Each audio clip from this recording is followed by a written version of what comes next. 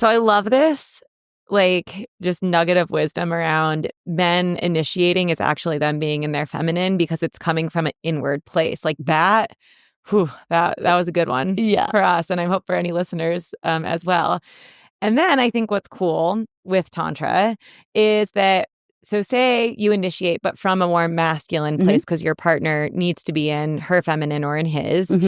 What tends to happen then is because you might be, let's just use it in the context of like sexual play. Yes. Maybe they're giving a nice massage or starting to like touch and, I mean, you know all the practices I do.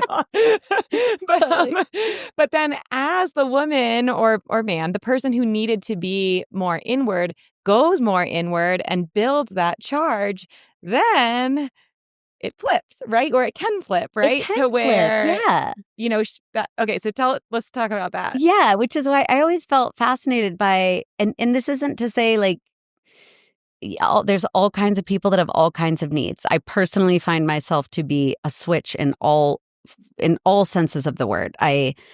Because when I'm authentically with myself moment to moment, my needs are going to be opposite at different times. So it's very easy for me to go back and forth between dominant, submissive, masculine, feminine in those languages, because energetically all that means is sometimes I want to be in control and sometimes I do not. Right. And I really do think it's universal that if we actually, and thank you for bringing that up, if a man is just a man approaching you doesn't mean he's in his feminine, but if he's approaching you with his own desire first, right, that doesn't feel safe to us because we have to be the one watching the perimeter.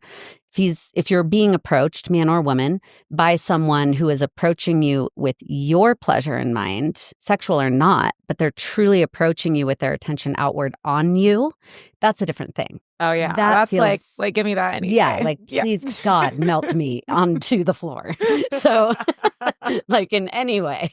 So that's a factor in there that differentiates the two. But I find with everyone I've ever worked with, and definitely with myself and my partner, that yes, once my cup is full, which when I am truly in a position of somebody else holding the outward safely and well and without a time limit, and I don't feel them like tapping their toe or looking at their watch, it gives me the ability to fill all the way up till I overflow. And the natural response to an overflow is to want to pour into somebody else's cup. Yeah. So a normal energetic that happens in a long-term sexual partnership is two partners coming to each other with empty cups going, fill me up, I'm dry.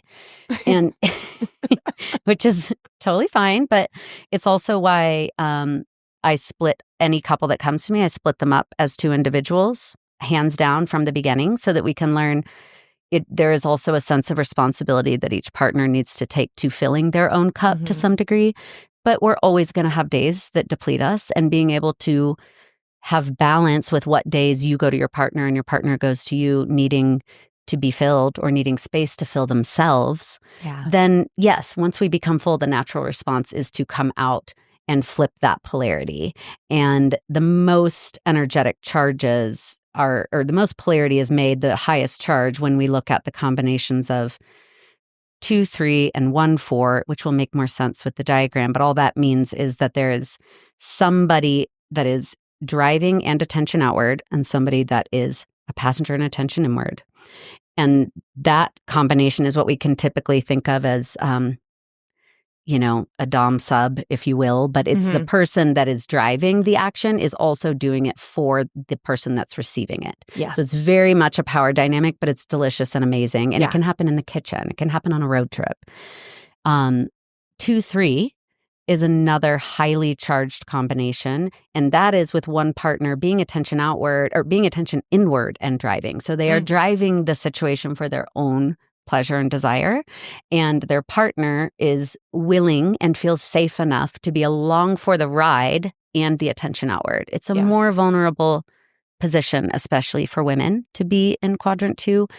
But those are the two combinations that create the highest level of charge and polarity in a sexual relationship, and they do tend to flip back and forth really naturally when we're authentically allowing ourselves and our partners to truly fill up.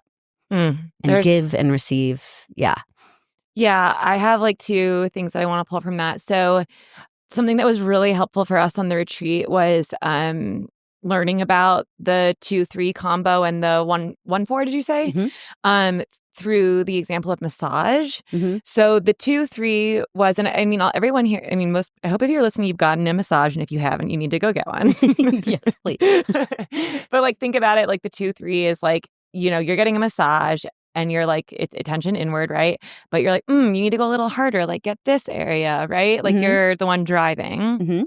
But then in the 1-4 combo, it's like, you're just like in the massage and your masseuse is just like going to town and you're like not doing anything, but they are like so focused. They're reading your body and, your muscles, and they're like really tuning into you. Yes. But they're doing the driving and they're outward focused. I mean, for me, like that locked it in. Yeah. Yeah. It's a great example because we've all been to, those of us that have had massages, whether with our partner or professional, you can feel the difference between someone going through the motions of a routine they learned and someone intuitively paying attention to what your body needs in the moment. Yeah. And neither one's right or wrong. Like some people want to drive their massage. Yeah. Some people want to tell them. I personally love to go to really talented body workers that I don't really have to be the one driving. Yeah. Well, and it was interesting at the retreat because everyone said they had like a different level of comfort with each one. And so that was information also for ourselves too to take back. Like, like, oh, like I really didn't, I like to give it like, because I've always been like, oh, I could never be like dominant, like driver. Yeah. That intimidates me. But I was like, yeah, like dig in here, dig in here. So it's like once you remove the story of sexuality out of it. Yes. Then I can be really dominant. Yes. Yeah. Yeah. So, I mean, these quadrants work everywhere. One of my longest term partners in the world, I will say, specifically in magic, she was recently went through the horrific hurricane and everything in Asheville. But she called me like a week and a half in and was like, yeah, we're in the hell realms, but I've been using the quadrants.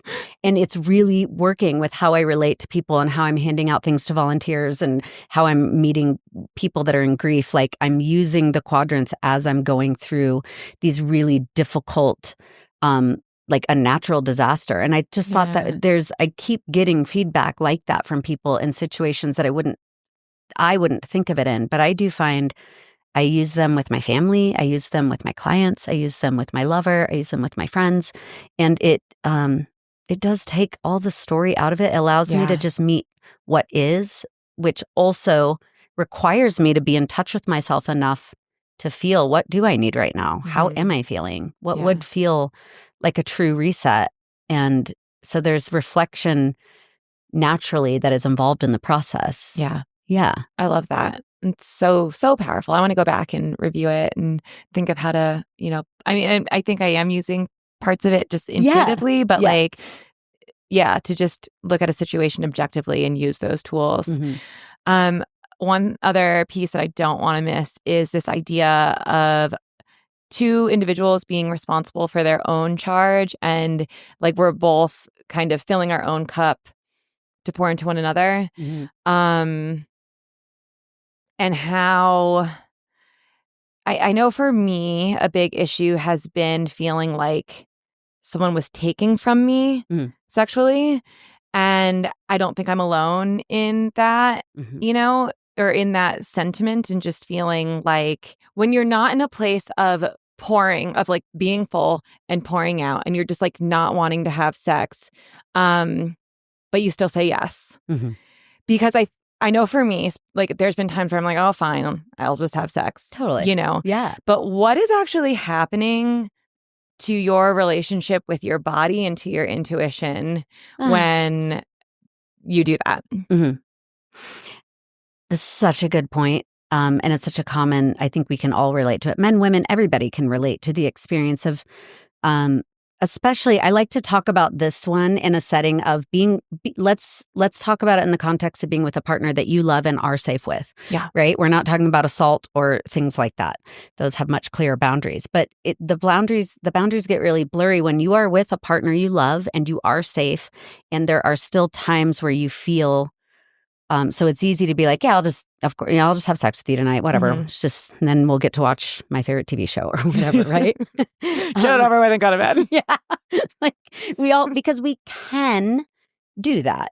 We can talk ourselves into mentally why that's okay. Yeah. But if our body is a no, for any reason, it doesn't matter. That's the mistake most people make, is they talk themselves out of why the body's a no. The body will say Yeah. no, and then the mind will come in and be like, but you shouldn't be no. So here's all the reasons why. And you're doing the opposite of showing up for yourself. You're putting a distance between you and your body, you and your intuition, you and your connection to source and connection to self. Your mind is coming in and saying, I'm overriding your truth here. Yeah. And so anytime you do that, you abandon yourself in those are the things I was talking about earlier. They're these micro ways that may not seem that damaging moment to moment, but when you add them up, it's how we get completely disassociated from our bodies. Trauma is a main source of this. We see that all the time with going into assaults and things that we get disassociated from our bodies. And often it's hard for those of us who do go through trauma to find out how to safely follow our intuition and repair that relationship. Right. But these are small ways you can repair that relationship, is authentically stating your needs in each moment, especially when it comes to sex. And if there is a moment that your body is a no, that's where the quadrants come in. Maybe there's an option or room there to say, like, my body's a no because I feel so dry that if I feel like you're taking something from me right now, even though I know in my head I love you and I'm safe, my body feels like it's being raped. Yeah. It feels violated. And that's strong language, but I use it because it is that strong sometimes. In my marriage, my ex-husband, who is a beautiful, amazing man, but we didn't have this language. And there were times with him that I felt like I was being violated. And that was part of what got me on this path, is what is that? Yeah. How can my body respond like it's being traumatized when I'm clearly not? And should you push through those moments? And I think the answer is no. Yeah. Well, I love that, because that was my same issue too. It was like, he's initiating, but my body's saying like, no, but I feel like, if he wants to, then I should, because he's my partner and we're in a loving relationship. And again, the mind getting in the way. Right. But what I love about Tantra and this work is that it's not that, like, I can honor my body and say no and still take full responsibility for my energy. Yeah. So it's like, if I know that sex is a priority in our relationship, then it's on me, it's on both of us, right? To source that for ourselves, so that we're both those two full cups pouring into one another. Yes, which is a great point. So also to say, some people, like, what it looks like to not take responsibility for your cup is if for the entire year, every night I came home and to my partner was like, I'm exhausted. It's a no. People have been taking from me all day. Number one, you need to figure out why people are taking from you all day, why you're allowing that. Where are your boundaries? Why, if you're getting depleted every day, there's something about your limits and boundaries that you're not hearing, which is very common when we are disassociated from ourselves, which happens as a result of abandoning ourselves in micro moments, right? So, I've spent most of my life bypassing my boundaries and limits without consciously knowing it, until I'm so far past that I am doing damage to my present relationships. So there is a sense of, when I'm talking about the quadrants, it's important that both partners are committed to filling their own cup first. And then, of course, life is going to get in and happen. Life is always going to. There's going to be hard days everywhere. So me being able to say to my partner, I'm really empty today and I need some time, attention inward, that may or may not lead to sexual activity later. But if you do want to interact with me, what I could really use is some tenderness and some slow and some no time limit, like a place for me to turn inward and be with myself. I might come out of that and want to absolutely engage in some wild sexual behavior. Yeah. And I might not. And both need to be okay. But if there's an imbalance in a relationship, if one partner is consistently empty and one partner's consistently filling, that's not sustainable either. So it is really important we have our own practices. We have our own sexual relationship with ourselves. We know where our limits and boundaries are, and we are operating mostly from at least a half cup. Yeah. During the days. Yeah. I love that. That's such great wisdom, and just gives us as individuals and as couples so many tools to work with. I also love what you say about, giving the person who needs to go inward that space without expectation. And that can be hard because I think our desires are sneaky. I mean, they just kind of sneak in there. Totally. But like energetically, like your partner can feel that. Yes. If they're like, okay, babe, okay, you ready? Exactly. Like, it's like, no, that's not what we're talking about. Exactly. And that is back to one of your original questions. What is one of the main concerns that happens in partnerships? And this can happen both ways, gender be damned. It's an inability to hold a container is that is a leaky, ineffective masculine trait or attention outward trait. Yeah. And it's very common. So what we do in retreats, to speak more specifically to that, is we will put people in a quadrant and we will say, you're not moving from this quadrant. Your assignment for the next hour is you are doing this and this only, and there is not going to be a flip. So both what can happen when you know that for an entire hour, your partner is attention outward on you and you get to go attention inward, is you yes, that waiting or that voice in the back of your head of like, okay, you're massaging my feet, but probably in a few minutes, I'm going to have to give you a blowjob because of that, right? It's like, you're never going to really go inward. You're never going to drop it. Yeah, if you feel expectation, you cannot on both ends. So it is important when we are practicing these in the beginning, I always have people take one quadrant at a time and stay with it. And that gives permission for because it can take a long time to drop in for anyone. Yeah, and especially if there's a old pattern that's been playing out in the relationship, it's like hard to reestablish trust again with your partner. And I loved having like the rules. It's safe. And we often find too, a lot of women, I feel like I definitely don't mean to. I have such a beautiful relationship with the divine masculine. I love men. I have so many beautiful men in my life. A trait that a lot of women do when we put them in quadrants, and you think like a lot of women think, oh, he just wants everything from me. But what happens often, I put women like, okay, go into quadrant 4 for a full hour. They have a lot of trouble actually receiving. There is a insecurity that they have. That's where you realize, oh, I actually, what I hear from women so often, I don't actually know what my needs are. I don't know what my wants are. I don't know how to get myself into a deep state of surrender or desire. My desires and fetishes have always hinged on my partners. And what I actually am finding out is that I don't even know who I am sexually without another to reflect off of, because what I really feel the most turned on by is somebody else's desire for me. Wow. And that, when we find that quadrant 4 is a problem for people to hold and they automatically want to flip back to 1 and be like, okay, that's long enough now, I'm driving. It's usually because it's connected from themselves. I get it, friends. Dating as a widow is complicated. It's normal to feel guilty for wanting someone new.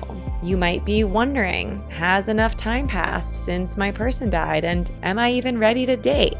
Maybe you're feeling really insecure about talking about your deceased loved one and about your grief with a new potential partner. And then there's the question of, how do I honor my deceased loved one as I open my heart to someone new?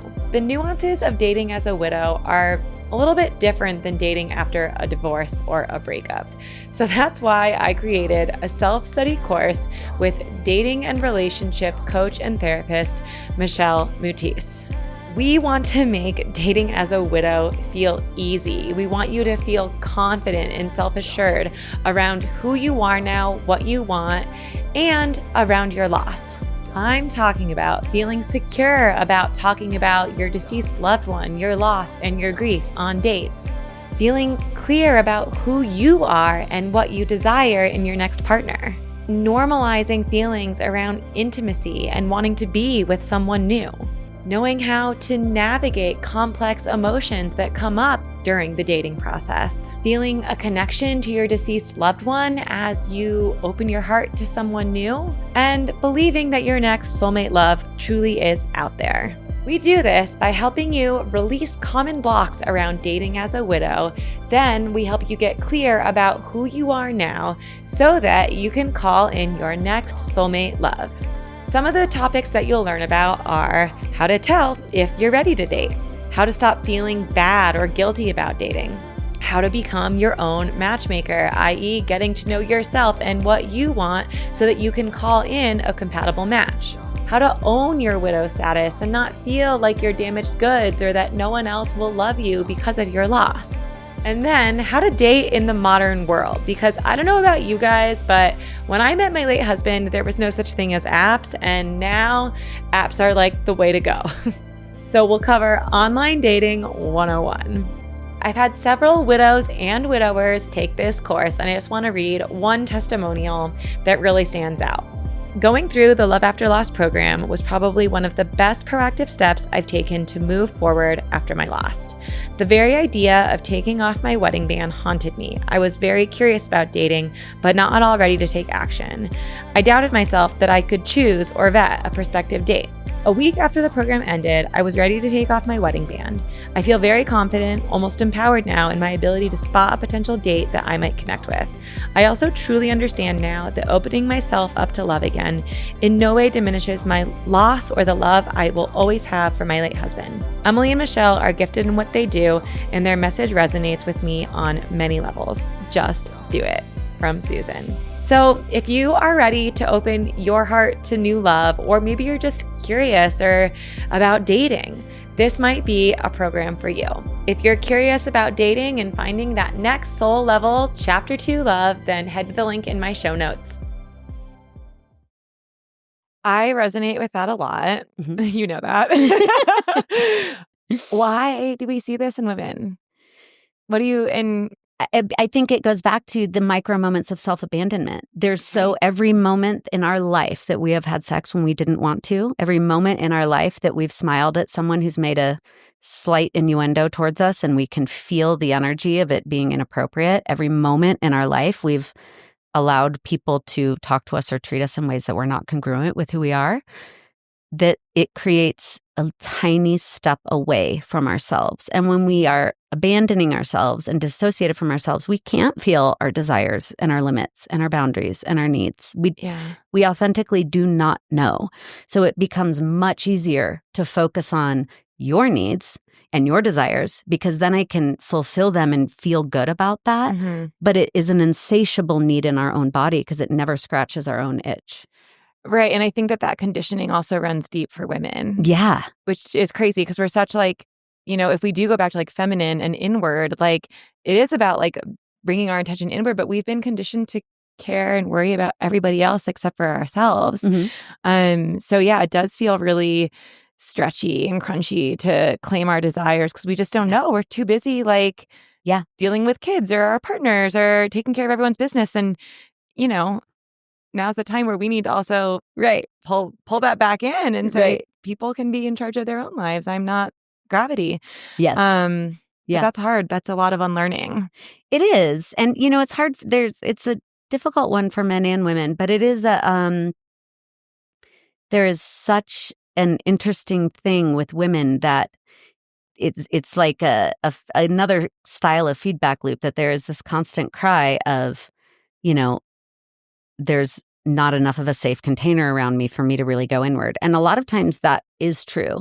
And what is also true is that they've created a life that they don't actually ever have to go inward on purpose. That there's been an unconscious desire to not to be distanced from self by putting others' needs first. And if you stay in a busy cycle of being a mom and a business owner and a partner who's always taking care of everyone else, you have to also kind of look at resentment builds towards them, but you have every chance in your own life to change that dynamic. And most of the time we don't, because it feels better to meet other people's needs. It's easier. It gives us the gratification. The thing is that it actually starts to not work and it starts to backfire and we become bitter and we don't understand why. It's just a connection to self. It's quite simple. Wow. But when I talk to people about, well, have you created pleasure practice for yourself this week? Like, when you're complaining about a way that your partner doesn't touch you or satisfy you, do you have a practice where you do that to yourself? And most people do not. Right. So it's also, that's where our own responsibility comes in for our pleasure and our attention inward time. Absolutely. I mean, we're constantly seeking fulfillment in another, whether it's a person, a job, a material object, right? Yeah. And it all starts with like the connection back to ourselves. Yeah. I mean, it's all the same lesson, right? Yeah. So funny. Unfortunately, it is all goes back to very few themes for our whole life that we just keep relearning, I think. Yeah, seriously. Yes. Everything's a mirror. Yes. So what you were talking about, this kind of like how we have these micro moments of self-abandonment. I kind of want to dive in a little bit into how trauma really starts to throw that whole relationship to self off. And how do we heal that within ourselves? I think a lot of what we've been talking to kind of has built the foundation for this. Different traumas, you know, there are differences in traumas in if they were like inflicted to our body, to our heart, to our mind, to our spirit. And if, you know, there's a lot of talk out there about big trauma, little trauma. I understand that. And I also don't necessarily think it's that helpful when we're talking about trauma, because trauma, I love Gabor Mate's definition of trauma in that it is not the incident that happened, it's what happened inside of you as a result of the incident, right? Because two people can go through the same exact thing and come out very differently in their reactions to the world around them. So the decisions that we make in those moments, not consciously, so there is absolutely no like blame associated with this, but I'm somebody who had a lot of trauma, and I created all of my own unconscious decisions that distanced myself so far from my own spirit and heart that there was absolutely, as a survival mechanism, I was in a lot of pain, and I wanted to move away from that pain. And in that, I moved away from myself so far that I wasn't safe with myself, and therefore I wasn't safe with other people, even when I finally got to a point where at this point I can say everyone in my life is beautiful and integrity filled and growth orientated. And I still feel unsafe sometimes because of the things I project onto them, because of my past traumas, because of moments where I will pull past experiences into the present moment and only be able to see a projection based on a trigger that I've had. So I think with trauma, it's really important in building new relationships with ourselves and others that we are able to slow down and first just observe and witness. Where are we actually unsafe still? Most of the time, the answer is no. In a big way. Most of the time, the unsafe parts now come from the fact that we don't know who we are. And so we keep saying yes to things that cross boundaries. So, and then it just becomes, our bodies become frozen. Our hearts become frozen. It becomes very difficult to trust our next choice and therefore anybody in our sphere, because if we will always project out, if I can't trust myself, I certainly can't trust you. And if I don't know if I do trust you, then I really turn that back on, I can't trust myself because now I don't know how to pick people. And there's a lot of shame involved. So often people with trauma also pile shame on top of it. And it just becomes a never-ending cycle of forcing ourselves to do things that we don't authentically feel safe doing, because we then want to start being normal again. Like, well, I just need to be a normal person and just get a relationship and have sex and do the thing. But if we aren't there yet, we are now the ones perpetuating the trauma onto ourselves that somebody else did at some moment in our life. Yeah. And I can relate to that. Most people can relate to that. So using modalities that get us to slow down and go attention inward and be able to observe what we're doing and maybe where it originated from is a really beautiful way to get into the trauma and find if there's how to unravel it. In regards to meeting yourself in the moment, the other two things that I just wanted to mention that could be enormous topics in and of themselves. When going into sexual space with your partner, keeping two things in mind. One, what are you going into sex for? Asking yourself, like, what do you need from it? Sometimes I need deep connection. Sometimes I need play. Sometimes I need actual role play. I need to be somebody else. Sometimes I need to actually work out a trauma by maybe reenacting something that was painful one time. So, and sometimes I'm just really tired and just need like skin to skin contact, and it's not even sexual. So asking yourself, what do you actually need? What are you going to sex for? And then, do you allow sex to be a place similar to how we talk about journeys? Do you allow it to be a journey in that if we're really using these powerful tools like Tantra and sacred sexuality, what that means is I'm taking my own life force energy in, and I'm willing to let it guide us, me, wherever we need to go to find my stuck places, and we're going to stay with it. So we're going to stay with my fears and things that come up. We're going to stay with my partner's discomforts and traumas. We're going to stay with the triggers. Those take priority over orgasm, over pleasure, over anything. And we've gotten to the point, me and my partner, where it's kind of the point of going into those spaces is it's its own form of excavation, self-inquiry, and vulnerability with other. But it's really for the purpose of like, how can I grow a deeper relationship to myself and my partner instead of how can I get off? How can I release energy? How can I? And that's fine sometimes. But if it's that every time, then you will start to feel an empty, when your partner comes at you with their desire, it will feel empty and unsafe. Oh, that's like so beautiful. Thinking of it as just like riding each other's energy and like tuning into like what they need. And it really becomes this container again for healing as well. I mean, I think what comes up for me is like the priestesses and how, or the tantristas, right? And that's like a whole other topic, right? Like healing people with their sexual energy, right? Yeah. Okay. Well, we'll save that for another one. But I love that. Healing through pleasure. So before we wrap this up, Mel, I ask my guests like two questions.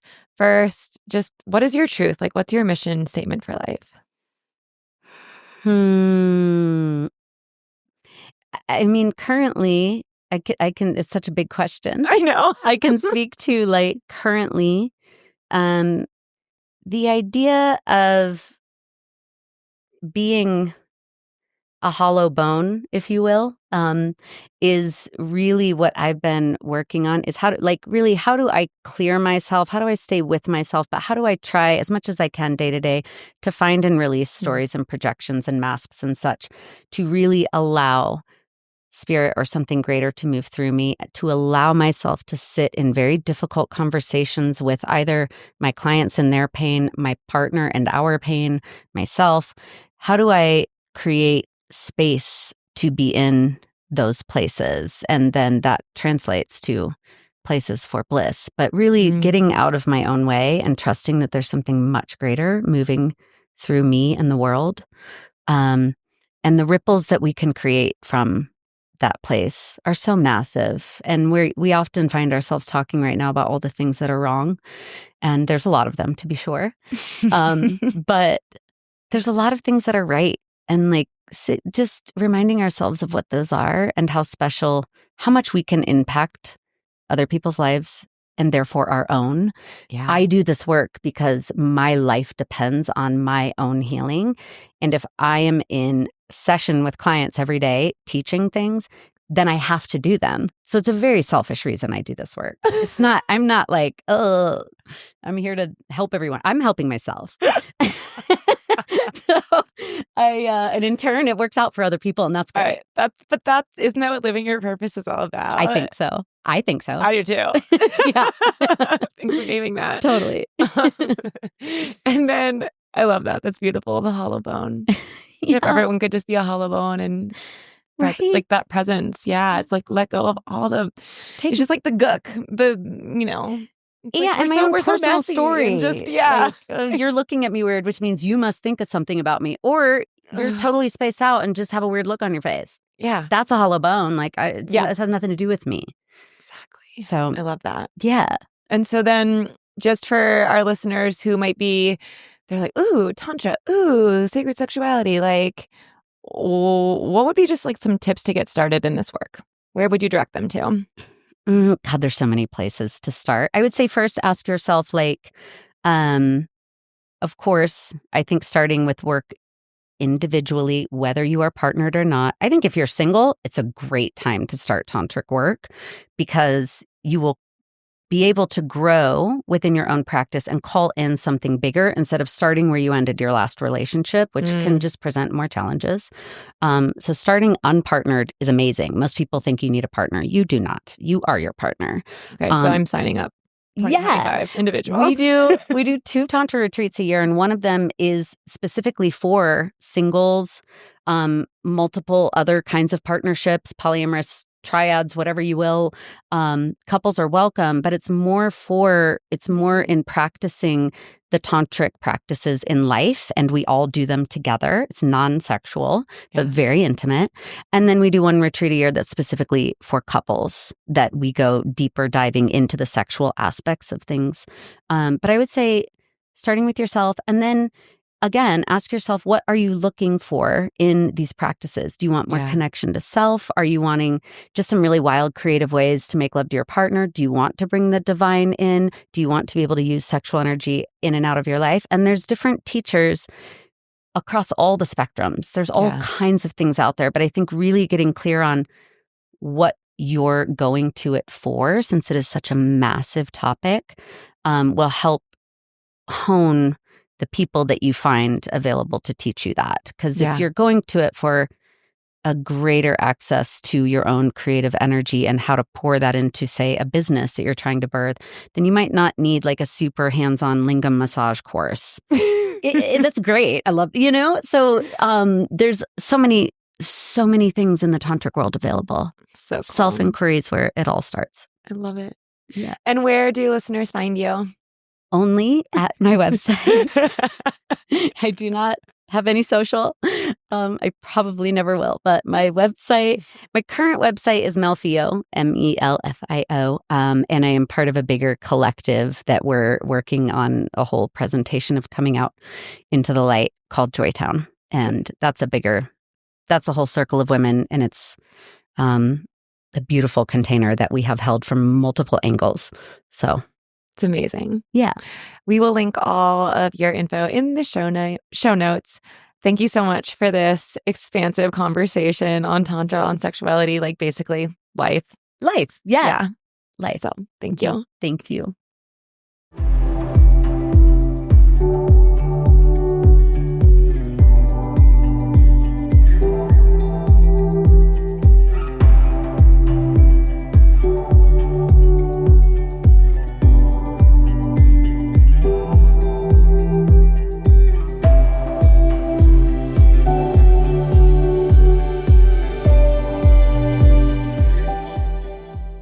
Thank you so much for listening in to It's Just Me, Emily. I hope that you enjoyed the show. If you did, it would be a great honor if you could subscribe and then leave a review. And if you do so, I will send you a beautiful hardback copy of my book, Love and Grief, to the first 20 people who subscribe and leave a review. When you do that, it just helps my podcast get boosted and more people will be able to come in and view the show. Thank you guys so much for tuning in, and I hope to see you in another episode.